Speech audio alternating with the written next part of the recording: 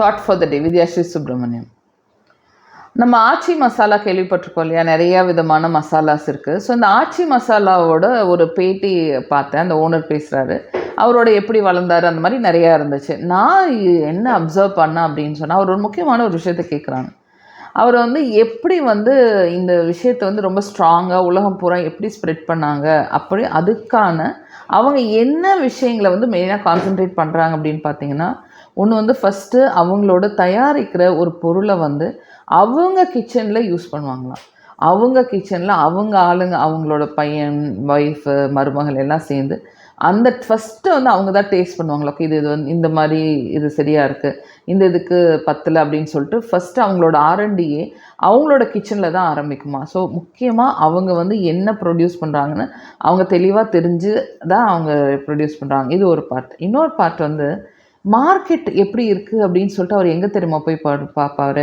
அவர் ஒவ்வொரு ஸ்டோராக போய் எந்த இடத்துல என்ன பொருள் நிறையா வச்சுருக்காங்க, யார் நிறையா வாங்குகிறாங்க, ஒரு ஒரு கஸ்டமர் வந்தால் எந்த மசாலா ப்ரிஃபர் பண்ணுறாங்க, கவுண்டர்லேருந்து எந்த மசாலா அவங்க அதிகமாக பில் போடுறாங்க, அந்த மாதிரி அவர் போய் பார்க்க மாட்டாராம். இவரோட ரிசர்ச் ரொம்ப டிஃப்ரெண்ட்டாக இருந்துச்சு. இவர் என்ன பண்ணுறாரு, இவரோட ஸ்டேட்டஸ் என்ன இருக்குது, கரண்ட் ட்ரெண்டில் இருக்குதுன்னு எப்படி தெரியுமா கண்டுபிடிப்பார். இவருக்கு ஒரு பழக்கம் இருக்கான்.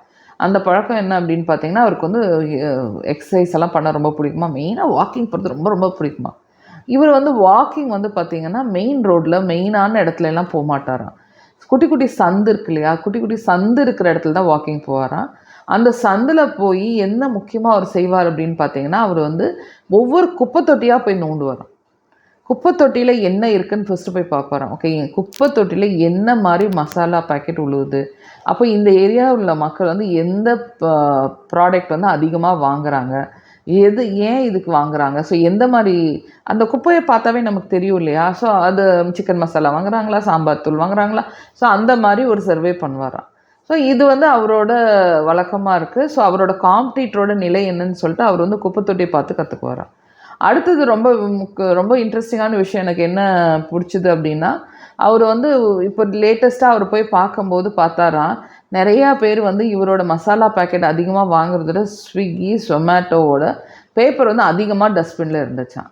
ஓகே அப்படின்னு சொல்லிட்டு நம்ம என்ன பண்ணுவோம், ஓகே ஸ்விக்கி, சொமேட்டோ ஃபேமஸ் ஆச்சுன்னு தான் நினைப்போம். அவரோட நிலையில் அவர் என்ன பண்ணுறாரு அப்படின்னா, இதை ரொம்ப சீரியஸாக எடுத்துகிட்டு, ஓகே இப்போ மக்கள் அதிகமாக சமைச்சு சாப்பிட்றதோட அதிகமாக வெளியில் வாங்கி சாப்பிட்றாங்க. அப்போ நம்மளோட மார்க்கெட்டை அந்த வெளியில் வாங்கி சாப்பிட்றதுக்கு நம்மளை தயார்படுத்தணும் அப்படின்னு சொல்லிட்டு அவர் என்ன பண்ணுறாரா, போயிட்டு அப்போ தான் ready to use biryani, ready to use ஃபுட்டை டக்குன்னு நம்ம போட்டோமா, சூடு பண்ணோமா, ஒரு ப்ராடக்ட் கிடைக்குமா, அந்த மாதிரி விஷயத்தில் அவர் டைம் அண்ட் மணியை இன்வெஸ்ட் பண்ணியிருக்காரு. ப்ராடக்ட் அப்படி தான் அவர் ஐடென்டிஃபை பண்ணியிருக்காரு. ஸோ நம்ம குப்பை அப்படின்னு சொல்கிற இடத்துலேருந்து ஒருத்தருக்கு குப்பையிலேருந்தே பல ஐடியா வருது. ஸோ நம்ம பார்க்குற பார்வை தான் இருக்குது. எவ்வளோ டெப்த்தாக நம்ம ஒரு விஷயத்தை நம்ம இன்வால்வ் ஆகிறோம், எவ்வளோ டெப்த்தாக நம்மளோட காம்படிட்டர் எங்கே இருக்காங்க, உலகம் எதை நோக்கி போகுது. இப்போ நோக்கியா கம்பெனி சொல்லுவாங்க இல்லையா, நோக்கியா ரொம்ப நல்லா பண்ணிகிட்டு இருந்தாங்க, ரொம்ப ஃபேமஸாக இருந்தாங்க, அவங்க சர்வீஸ் ரொம்ப நல்லா இருந்தது. இன்றைக்கி கூட அந்த பட்டன் ஃபோனில் பார்த்திங்கன்னா நோக்கியா அடிச்சுக்க யாருமே இல்லை. ஆனால் திடீர்னு நோக்கியாவோட கம்பெனி ரொம்ப லாஸில் போய், ஏன் அப்படின்னா அவங்க அதுக்கு அடுத்த லெவலில் என்ன உலகம் நோக்கி போகுதுன்னு சொல்லிட்டு அவங்க கவனிக்காமல் விட்டுட்டாங்க. தான் வேலை மட்டும் தான் இருந்தனால அவங்க காம்படிஷனில் வின் பண்ண முடியல. ஸோ நம்ம இந்த எக்ஸாம்பிள் நம்ம ஊருக்காரர், நம்ம ஸ்டேட்காரர் பண்ணுற விஷயத்துலேருந்து நம்ம கற்றுக்கணும். ஓகேயா. ஸோ குப்பை அப்படின்னு சொல்கிற இடத்துலேருந்து பல பேருக்கு அதுலேருந்து ஐடியாவும் வருது.